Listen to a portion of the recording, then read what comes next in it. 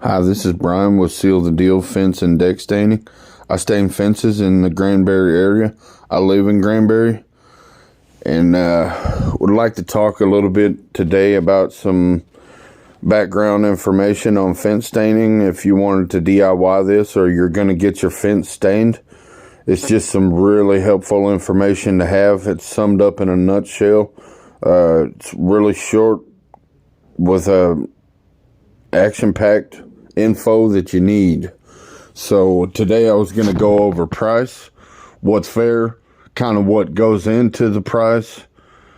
Was going to go over contractors' qualifications, even though this is not a real hard thing to do to stain a fence. Your guy needs to know what he's working with. And was going to go over some types of fences and types of stain to use with semi-transparent, transparent stain and stuff like that. Going to go over some DIY tips, some things I learned in class, some simple things that you don't want to make mistakes on, and that's about it. Maybe some more little odds and ends of things. And okay, we'll just start with price. A fair price for staining a fence. The median national average is 65 cents per square foot. I learned this in class from professionals. That way the bidding won't be all over the place. It's just straight up 65 cents a square foot. You're going to find it much more expensive from fence companies. They're over $1 a lot of times per square foot.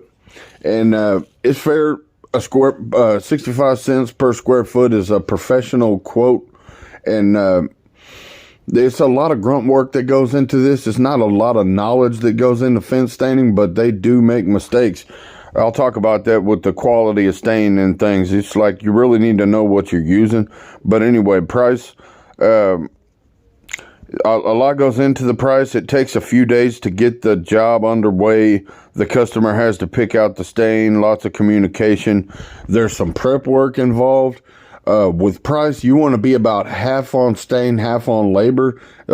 In that 65 cents per square foot, stain and labor is included. You want to be somewhere around that as a... You just want to look at that as like a key. You want to be around about half on stain, half on labor. Say you got 200 foot of linear fence that you can walk, and around 150 to 200 foot, it'd be about 600 total, maybe 7. And you want to be about 3 on stain and 300 on labor. That's just, that's a small bid for a job. Anyway, moving on to quality of stain. You want a good oil-based stain. If you're going to DIY this or you have someone put it on your fence, you do not want to go with these acrylic water-based stains. That is a mistake that a lot of the fence companies make. They know how to build the fence, but they just throw something on there that has a guarantee on the bucket. It's a marketing gimmick. This bare acrylic water-based stain, I'll flash some pictures of the mistakes that people have made with that. It's a terrible thing to choose. It's more like a paint. It flakes off when you put it on about after a year.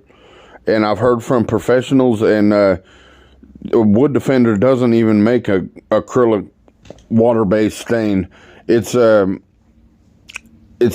the way to go if you want to protect the fence.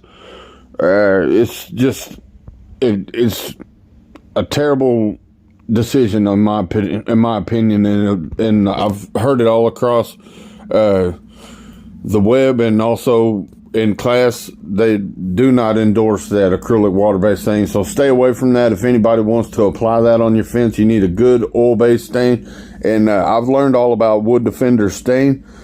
Transparent stain is for newer fences that don't need to be cleaned.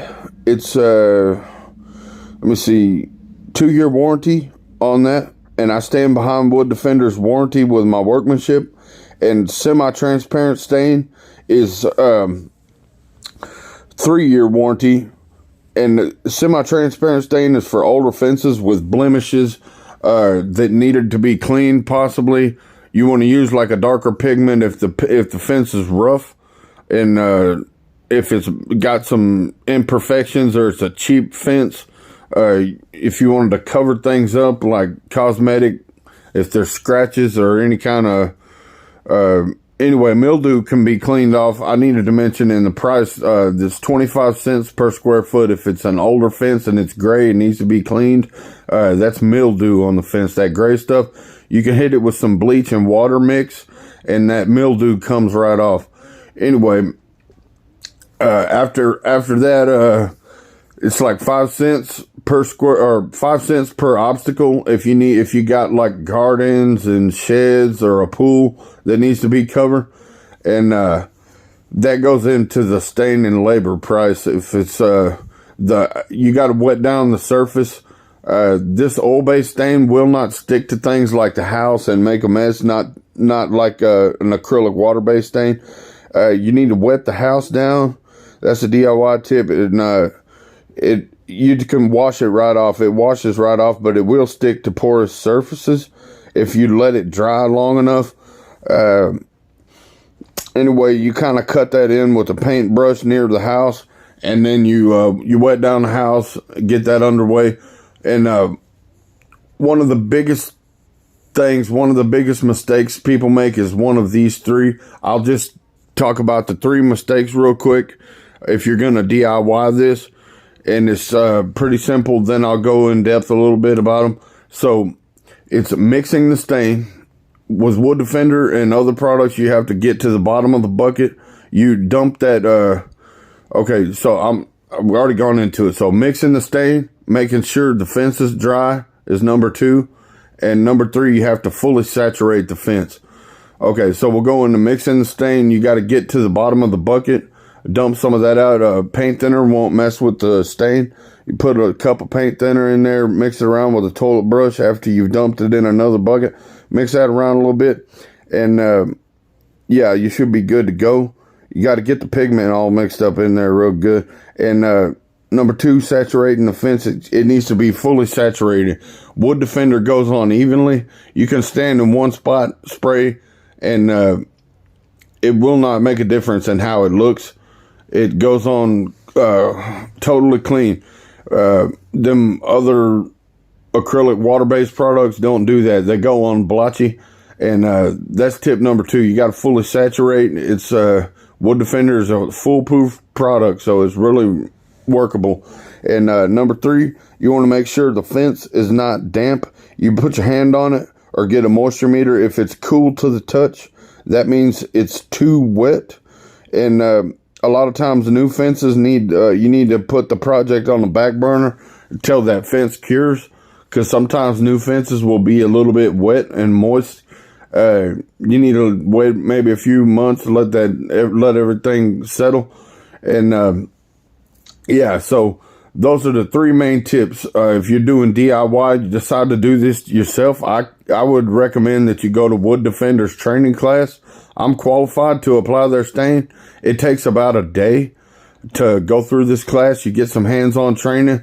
You probably save about $500. I think it's a $250 deposit on the class. If you decided to stain your own fence, it really don't take a lot of knowledge. It's just grunt work, in my opinion. And it's a lot of hustle and bustle. And I would agree the price is pretty high to stain a fence, but I'm fair. I'm quality.